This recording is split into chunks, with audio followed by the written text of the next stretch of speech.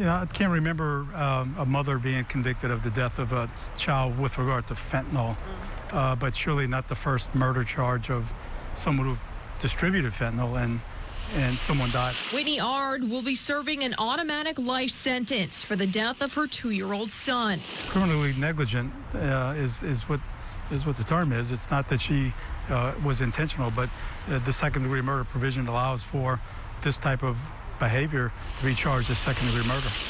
While the defense tried to blame drug addiction, it took the jury less than an hour to convict her on the highest possible charge. You know, people have had enough of overdoses, particularly with fentanyl, and those that are using it intentionally. But in this case, having a child, 3-year-old child, overdose 3 times is beyond comprehension. Moore says Ard's conviction could be a lesson to other parents involved with drugs. You know, you always hope that some people in the community take something from a jury's verdict, that look at the facts of this case, and if you are caught doing this behavior, that we are going to prosecute you. And the idea would be, don't do this.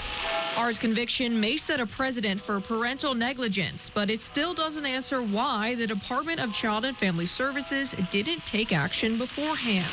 I don't think DCFS has any blame on this child being dead by the actions of the mother. I think they're completely separate.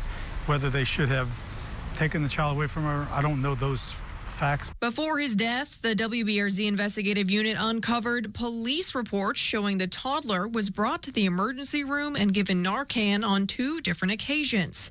The reports say both incidents were reported to DCFS. After his death, the investigative unit spoke to East Baton Rouge coroner Bo Clark, who placed blame on the state for not stepping in to remove the child. It seems that their inaction has led to the death of the child. Following that report, a legislative committee grilled DCFS over this and other recent failures, which DCFS blamed on a staffing shortage. This is not a slip through the crack. This is not a heavy caseload. These type of things are negligence at its finest. A couple months later, DCFS Secretary Marquita Walters resigned. Since then, the agency has been completely restaffed under Governor Jeff Landry. I did reach out to DCFS for comment on the state of this case, but did not hear back in time for this newscast. In the newsroom, Best Cass Relay, WBRZ News 2.